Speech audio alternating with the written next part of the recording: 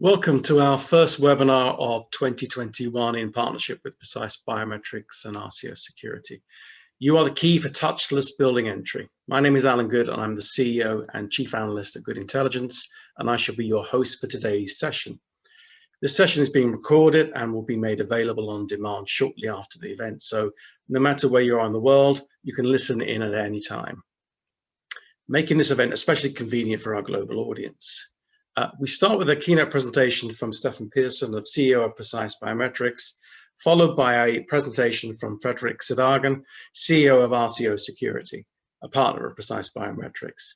Stefan and Fredrik will then join me in a Q&A panel session exploring some of the dynamics of this topic. Some housekeeping points. We will answer your questions during the panel session after our keynote presentations. To ask a question, please use the Q&A facility that you can see at the bottom of your screen. We'll get through as many questions as we can, but we'll also make sure we can stay on schedule so that the event flows smoothly. We should follow up with any unanswered questions after the event individually if we can't get through to everyone. So without further ado, I would like to invite Stefan Persson to kick off with his presentation. Thank you, Stefan. Thank you, Alan, and let's see if I can share my screen now here.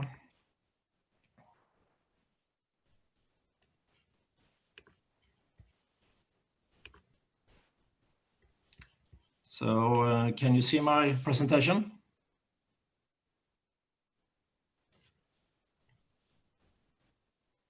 Not yet, Stefan. Let's try again.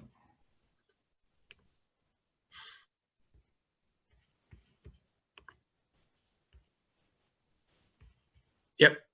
Okay. All good. Thanks. So thanks again, Alan, for the introduction and a warm welcome to this webinar about you are the key for touchless building entry. I will, as Alan said, together with Fredrik Sederhagen, CEO for RCO, present our view about the actual situation in this area and how we see the future going forward. So for those who haven't met me before, my name is Stefan Persson and I'm the CEO for Precise Biometrics. Everything is about the real customer. This starts with the end user that needs an easy but safe life. Within Precise, we started the journey some years ago to move from a technology-driven company to a company focusing on the customer and the benefit for the customer when they use our technology. And last year, we were able to launch a new product, the unique product, the product that helps people to have an easier and safer life. So it's all about real customer needs, solving problem in today's digital life. So why make it complicated when you can make it simple? So I'll talk a little bit about yesterday's and today's system. The yesterday's system, we are coming from a situation where we have a reception, a very time-consuming handling and costly setup, limited access and a lot of manual works due to the complex infrastructure and no coordination interaction between sites and different applications. Problem to identify people and handle access rights in a smart way. So the pain points of traditional access control system is it's not secure enough for today's needs. Onboarding process is very slow and tedious. User entry and exit experience is not seamless. Unauthorized users can use different member tags, etc., to come into facility that should not have access to. And all this in combination means high cost, because you need to have a lot of staff to handle the access structure. So one day in your life, it's a lot of codes, a lot of passwords, a lot of cards, a lot of tags. It's impossible to remember, and it's easy to lose and tricky to replace if you lose anything. Today's application, everything from unlocking a phone to buy stuff, enter buildings, signing into different applications, transportation, training, login require a lot of different devices and codes. It's actually impossible to continue like this. There is a need for simplicity, but remaining or actually better security level. So today, digital identity is a lot about card. It's about gatekeeping and security, of course, but problem with the identifying and administration is costly and heavy. And if you lose the card, it takes a long time to replace it and get it back. So what about the future? The future is actually already here because you are your own key. With our system, you get the convenience and the security in parallel. It's always available for you because it's related to your own biometrics. It's owned by you and it's controlled by you. So you can decide when you want to use it and how you want to use it. And it's only available then for applications that you have approved. So how does this work then on a high level? The administrator is sending out a web link. Then you take a photo. The photo goes up in the cloud, in the unique cloud, and then it sends to the prem, to the site where you are going to have access. So 30 seconds after you have sent up your face, then you can get access to a specific area that you're allowed to. And it's the same easy way to actually remove the access if that is needed.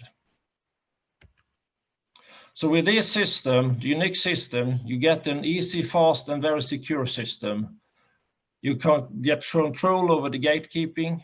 The security level can be really high because there can be modality. So you can actually add a card or add a PIN code or add a fingerprint on top of the face to get different security level.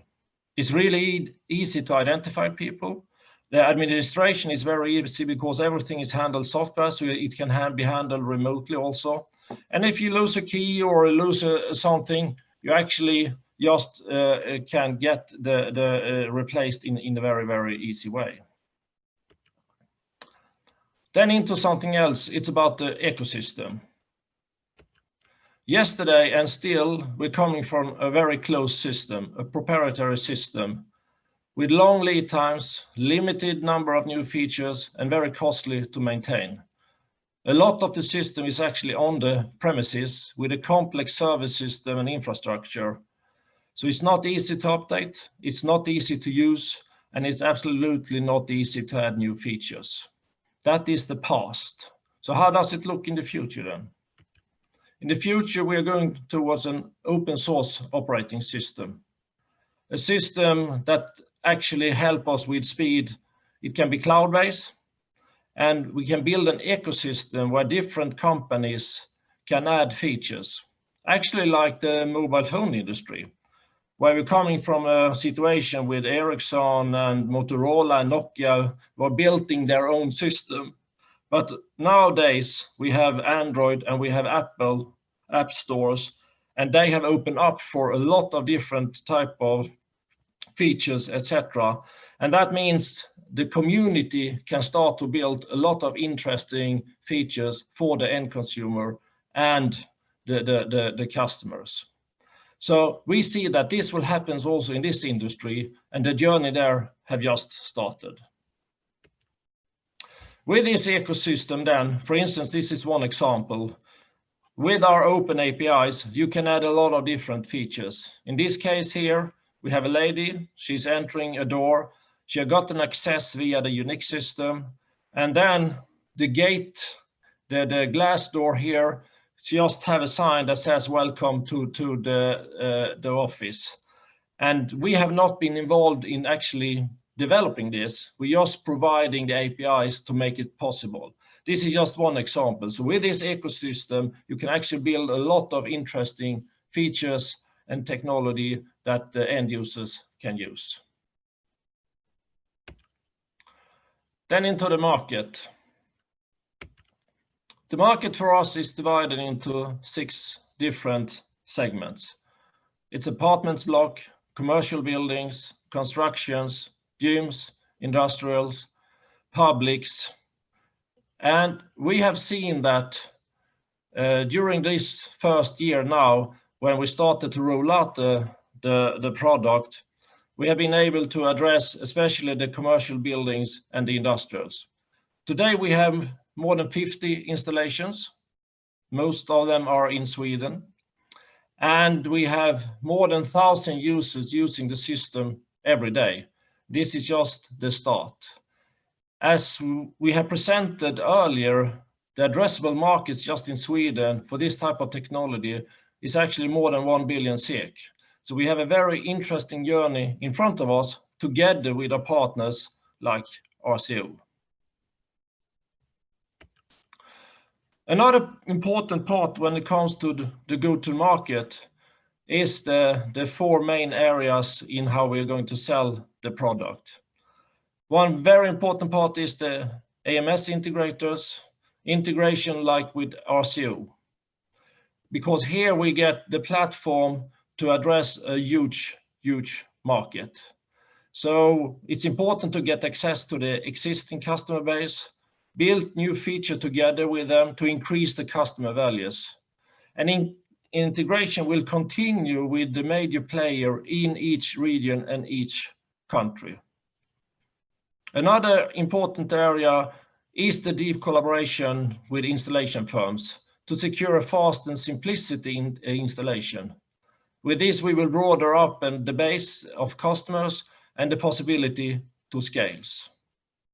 We also have direct sales. Direct sales and affiliated program helps us to get a real understanding about the customer needs and to support the customer needs in the best way. We need to close the gap between R&D and customer, and that is key for our success. So everything from new features to support function need to be in a way that we, Precise Biometrics, understand that. And then last part is related to also to scalability in new technology, and that we can handle with partnership, with the collaboration to open up for the ecosystem in a lot of different ways. So the benefits here of Unique is that you get a very stable, easy onboarding system. You get higher security if needed, when needed. You get a better improved customer experience. And by that, you get a reduced of the cost because you have an ease of use for the administrator, and this will be an end-to-end software solution. And with the openness here and opportunity for other players to add features and that technology, we have now started to build the ecosystem in this interesting area. By that, I hand over to you, Alan, again. So thanks a lot for listening in, and talk to you soon again. Thank you, Stefan.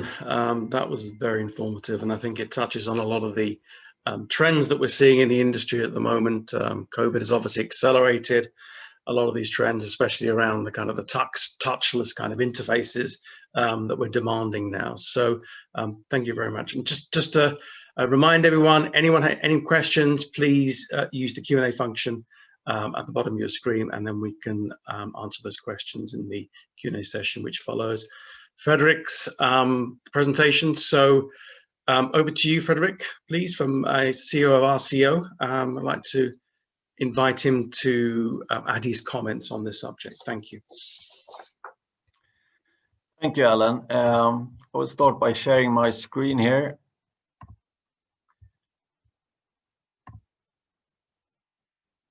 So let's see, can you follow my presentation here?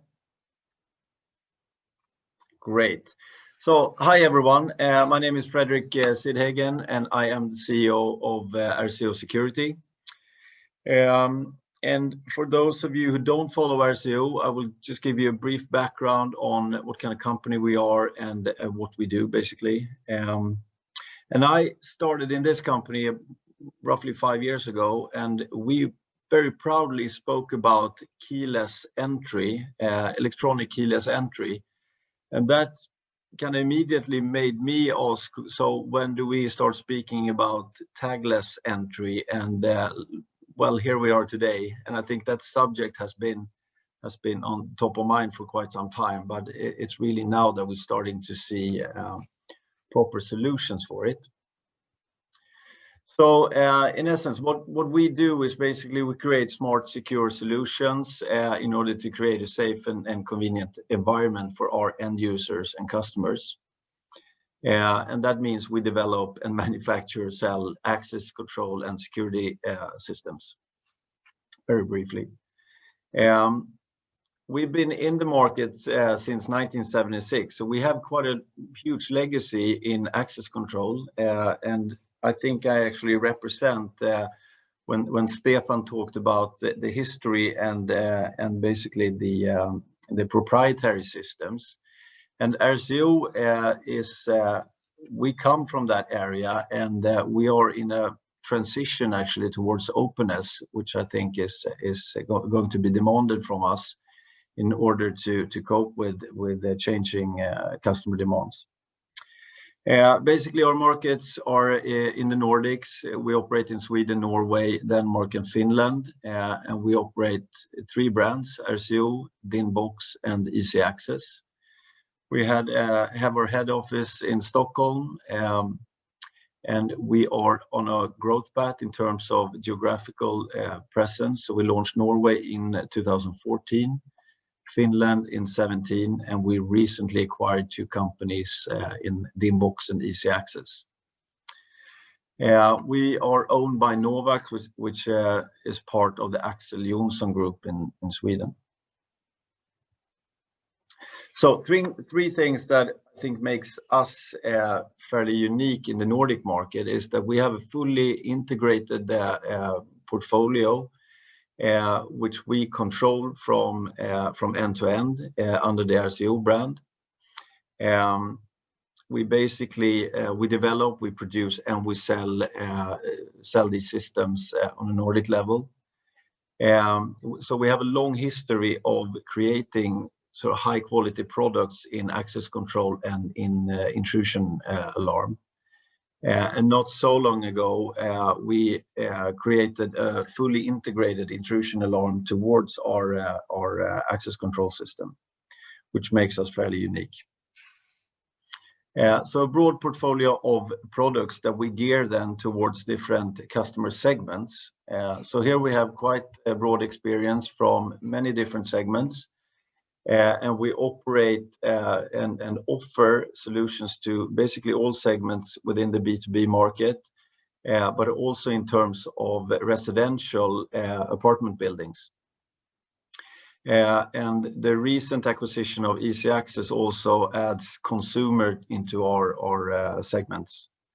So we offer solutions for all these segments, and we have a long history of working towards these type of customers, which also gives us quite a lot of insight in the customer needs and expectations for the future. Last but not least, we want to be part of this future ecosystem that's being developed around access control, and we are very curious as a company. I don't think anyone has the answer of how this ecosystem will sort of develop in exactly what direction and how it will look. But I think here you need to be very open-minded, and you need to dare to try things and try new partnerships. And large part of our strategy is that we want to innovate together with partners, because we realize, of course, that we can't make everything ourselves. We can't work and operate like access controls company has done in the past. So we need to align with partners to actually create a good customer experience and user experience. So Precise is of course a good example of this, and we have many other partnerships where we actually create a lot of customer benefits that are not developed in-house, but together in a broader ecosystem we can create a very nice customer experience.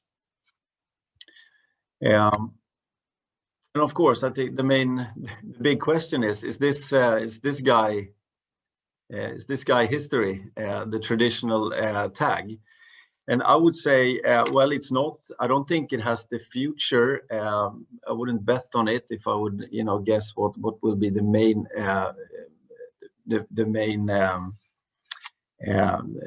mean of identification in the future. But I think that the tag will definitely play its role for the coming years as well.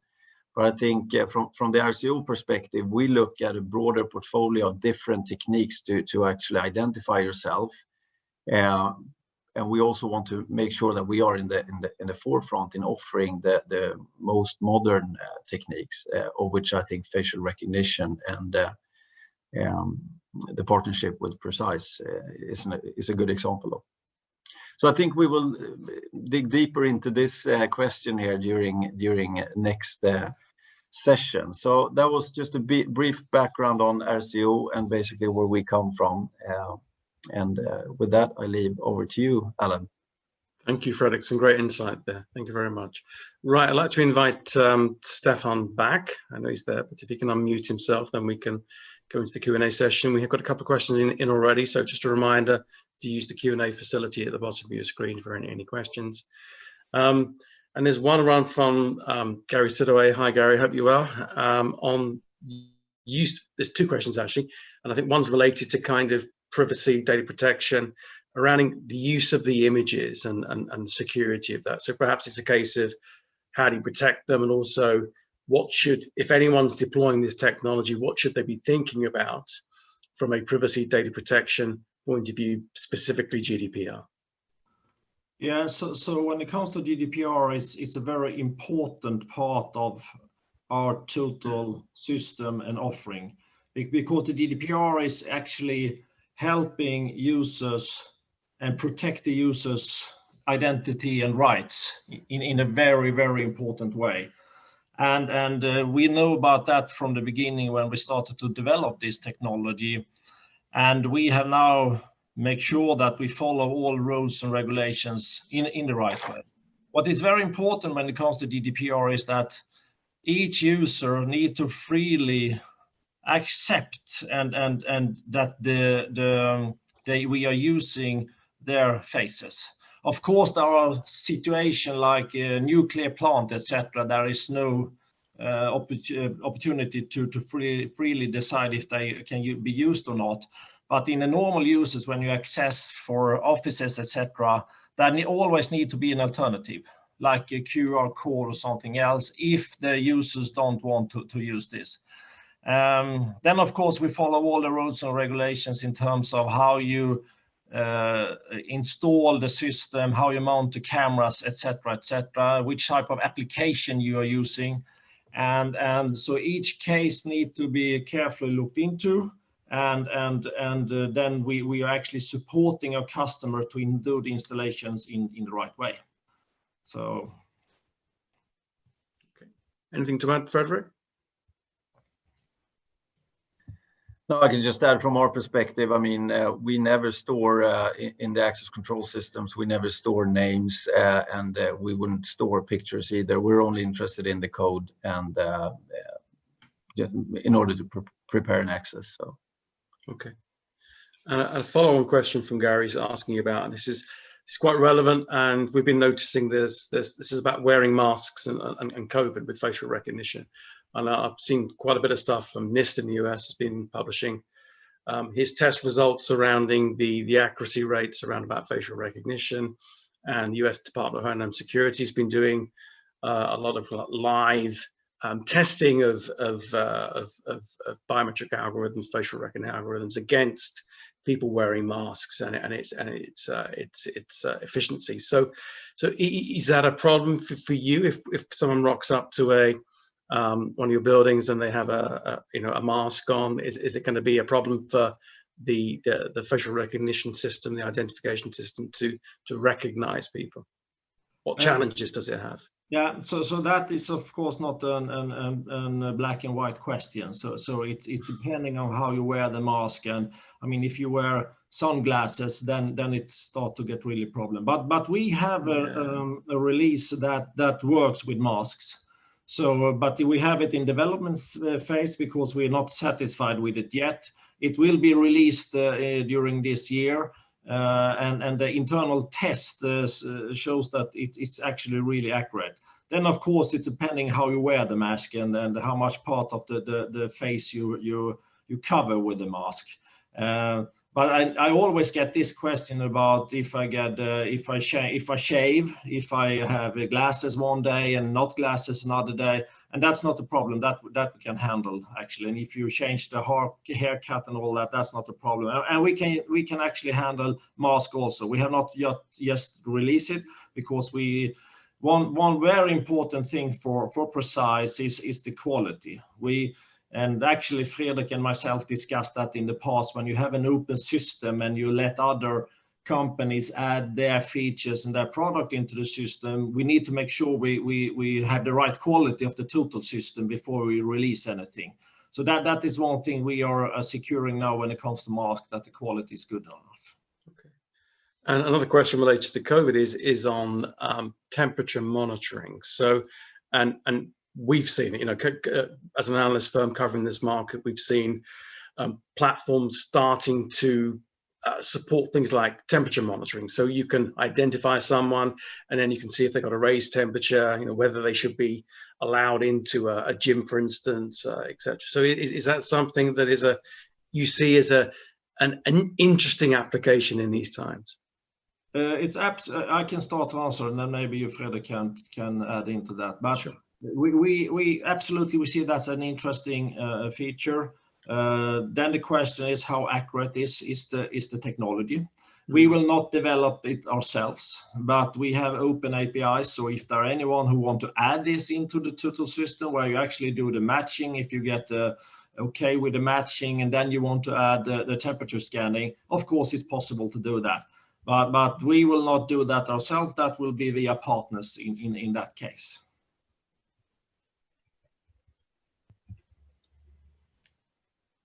Yeah, I'm Fredrik here. I fully agree.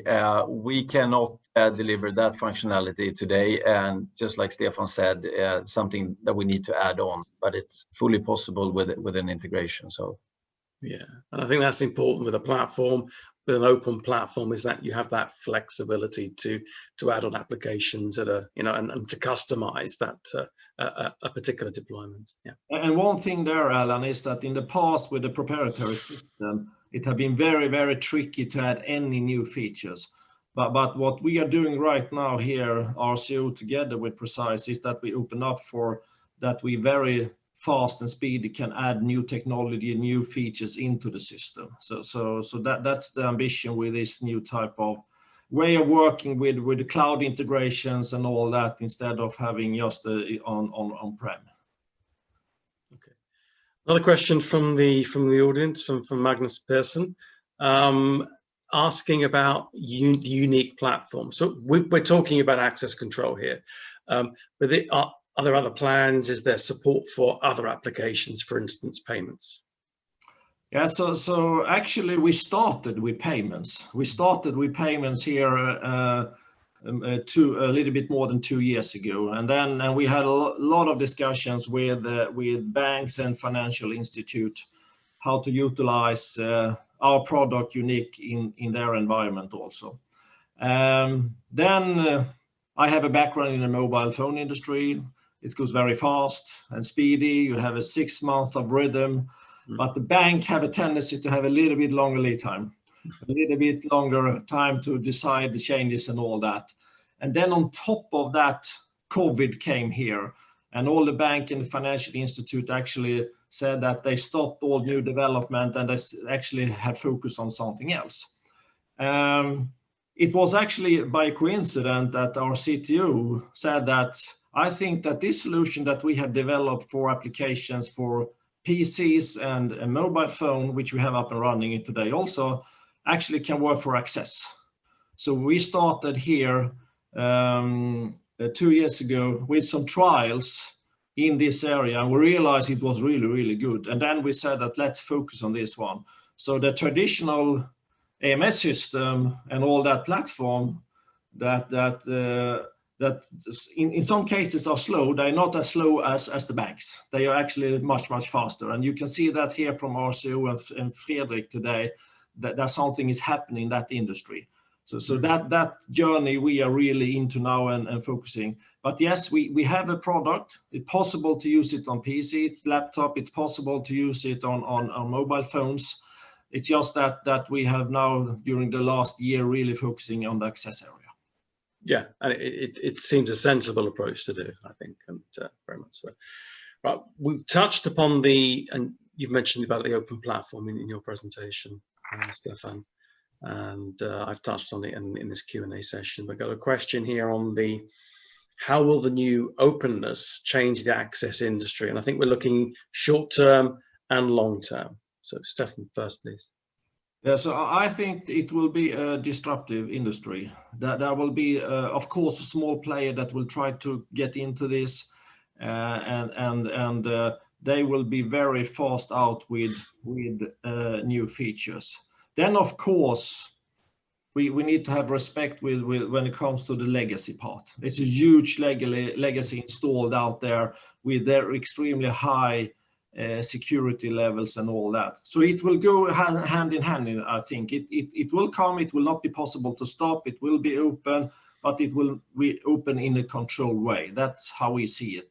Actually, I think Fredrik is he has been a little bit longer into this industry, so maybe he can comment it also. Yeah, of course. I mean, it has become a bit of a buzzword in access control, actually, when you talk about open systems. And I mean, you have to modify that a little bit, because I mean, we're not gonna open up the doors for all types of hardware and integrate with everyone everywhere, because we also have a responsibility around the quality. We need to make sure that the end-to-end quality in our whole chain of security holds, which means that we will only work with certified partners. But the big change for us is that before it was all sort of homemade, it was all invented here. And I think in the future we will work much more with partners. And I mean, given the right quality and the right level of security, we will be open. So that will be the main difference. But I mean, we're a security company. We're going to put quality and security first, and we will demand that we will have high demands on our partners. Thank you. Right, another question from our audience, and thanks for that, and please keep them coming. From Magnus again. Do you see any future to add extra functionality also in the biometric recognition for other cases, such as some kind of gesture? For example, to gain access, the face will only be the key, but face plus gesture can, for example, activate an intruder alarm or something like that. So this is an interesting, again, I think it's an additional application to the basic access control. Yeah, so we are working with multi-modality. So today we have a fingerprint, we have a palm, we have face, and behavior is another area that we will not develop ourselves, but we have a cooperation with other partners. And there will be a mixture of this, and everything will be depending on the application and the level of security that is needed. So that is the beauty with this industry. I mean, you have always your body with you. The problem have been in the past because there was not technology, there was not hardware to be able to get out the biometrics and the data. But now it's possible, and it goes faster and faster. So the answer is yes. There will be a lot of different combinations and a lot of different applications that can be you use this. But today we don't know everything about this. That's the beauty also. There will be much more ideas and all that in this field when we open up for other partners to work with it. Yep, very good point. And this is why I love working in this industry, because I think we're only scratching the surface of the capabilities of you start with identity, and then you can build on top many different kind of quality applications. Excellent.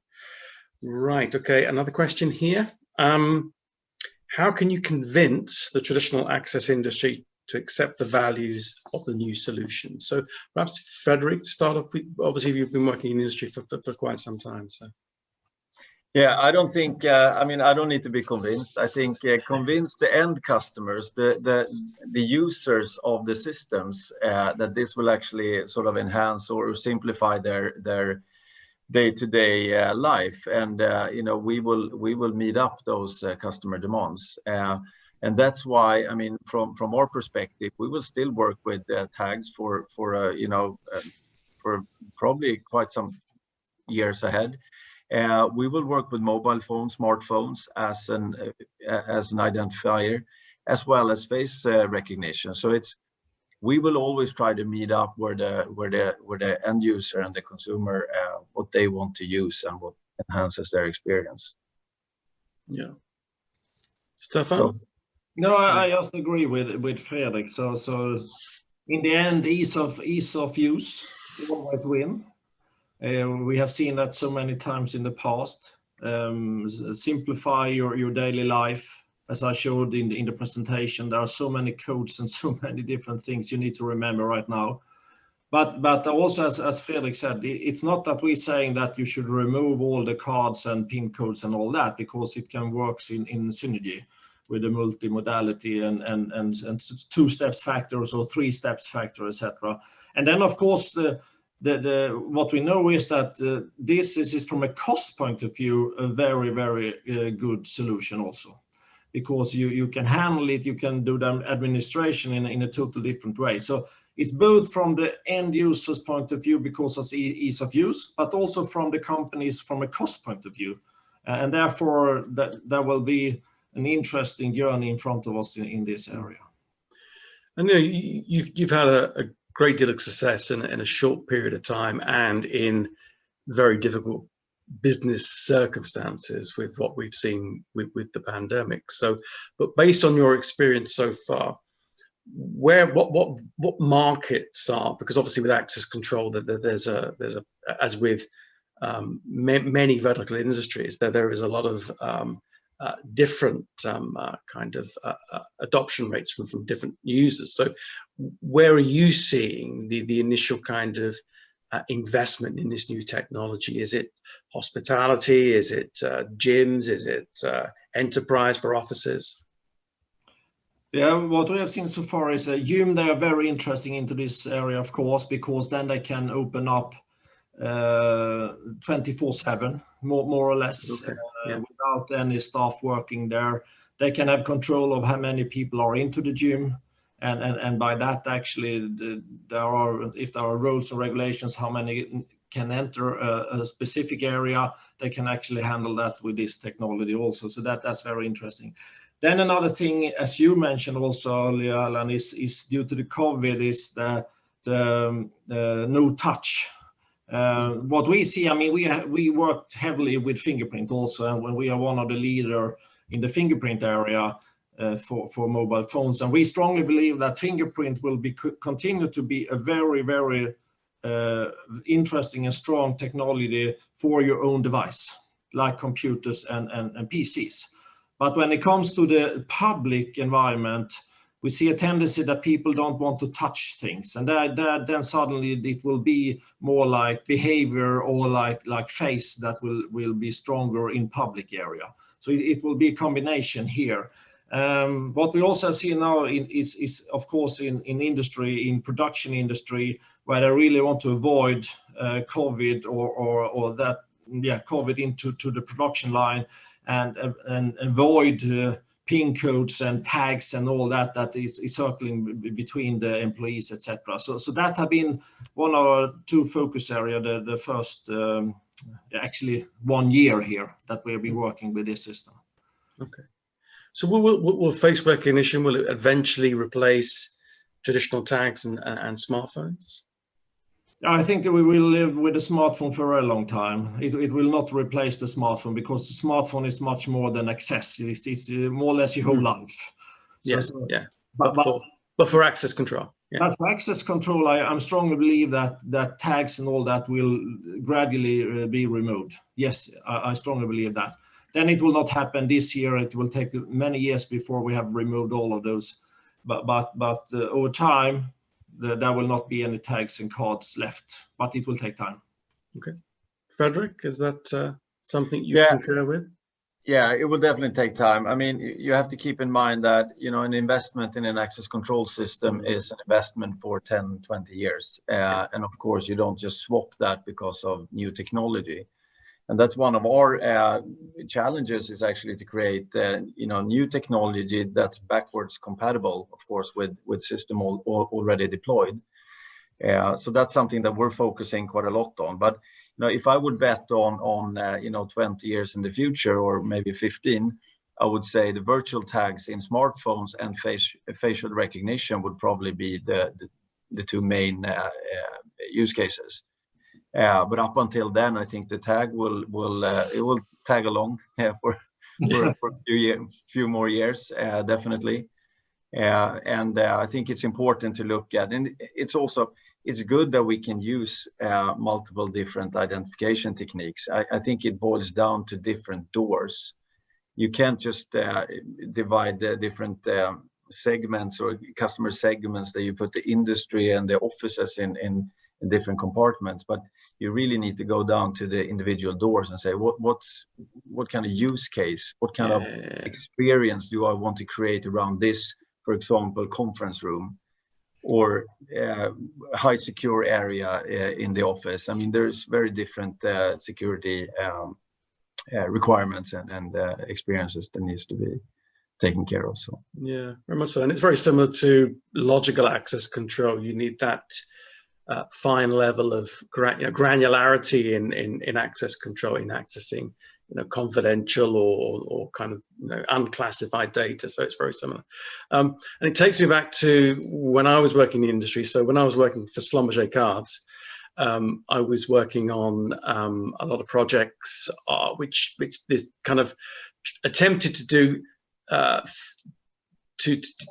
card-based system using PKI to try and attempt to do physical and logical control with the one card. And it was difficult from a deployment perspective, but easy from a technology point of view. So do you feel that we can have a platform where it gets us into the building, and then from an enterprise, from an office point of view, and allows us to then access our workstations, or is this that? Are we looking at a platform with that kind of vision, Stefan? Really tricky to answer that question, Alan. To be honest, I mean, the technology is generic in terms of where you want to use it. Of course, it's different issues to integrate it with different platforms, but over time you can use it for a lot of different type of applications. So today I can't answer that.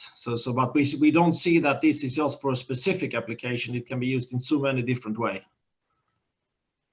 Okay, fantastic. Okay. So do we just a quick question to the audience? Please keep the questions coming in. We've had a good dialogue so far. So if you do have any further questions, then please use the Q&A session. So if we're just checking whether we have.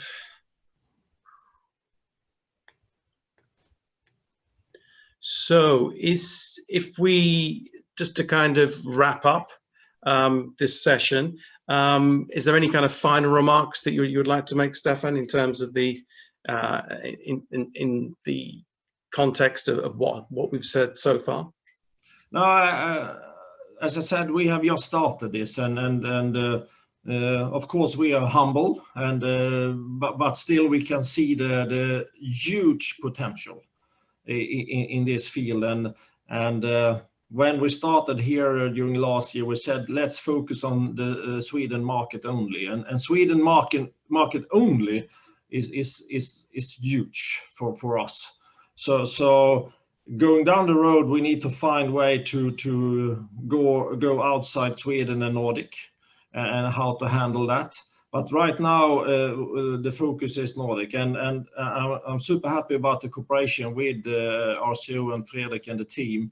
One of the old system have opened up in a very positive and surprisingly good way. So actually rather speedy integration and up and running already, and we have installations ongoing together. So I'm looking forward for the next coming 12 to 24 months in this field. Thank you, Stefan. Final comments, Frederick, to our audience? Yeah, no, I mean, it's really exciting times, I would say, to be in access control, because there's so much happening. I mean, there are so much, I mean, there are new technology and new partners that we work with. I think it's important that we, team up. We also need to make sure that we can change the industry in terms of sort of influencing the regulatory organizations, because they are usually they're usually lagging a bit. So today, because of security reasons, you can't really turn off an intrusion alarm with your face. But with the proper security and encryption and cooperation between access control companies and companies like Precise, I mean, we will be able to achieve that and create even more sort of a better customer experience. So excellent. That's something we need to push. Okay, very good point. Stefan, got one final question. Well, actually, they're coming in. Even though I said we're closing it, so we've had two further questions coming in. The first one is from David. He's asking whether you're going to have different types of pricing models, or is it just per user? No, that we are flexible. Today we have per user per year, but we are flexible when it comes to that. The only thing we don't change is that we always signing a contract with the end user. That's very important because of GDPR and all that we discussed earlier, and the cloud system and all that. So that we will never change. But today we have a price structure which is per user and year actually. But we are flexible there. You need to be flexible in this industry. Okay, thank you. And another question from Magnus. To you again, Stefan, do you have any plans for partnering with companies that can build pilot solutions and test cases for their existing customer security systems, for example, high-level installation companies, or is this mainly focusing on a partnership with access control producers within the industry at the moment? No, we have already partnership with installation companies. So the answer there is yes, we are open for a lot of partnership. And as Fredrik said also earlier, that's the only way to be able to address the whole market here because you can't do everything internally. Absolutely. No. We are expert in biometrics. We have a good understanding about the system integration, but we should stay there, and then we'll find partners that are expert in their respective fields. That sounds a very good plan. So another one. We cannot keep them down. It's saying thank you for Magnus anyway. Our pleasure. Right, thank you to Stefan and Fredrik for an insightful look at you are the key for touchless building entry. And a big thank you to our audience for your time and your questions. I hope you all have taken away something of value from today's virtual event. If we didn't manage to get around to answering any of your questions, we should be following up with them to ensure you get an answer. The recording from today's event will be available shortly, and we'll be in touch with the details in how to access this recording. So look out for future events from Goode Intelligence into 2021. We'll be holding our annual Biometric Summit in April virtually. So that's going to be a big discussion on some of the biggest topics in this area at the moment. On that note, I would like to thank you for all attending. Stay safe and well. Thank you.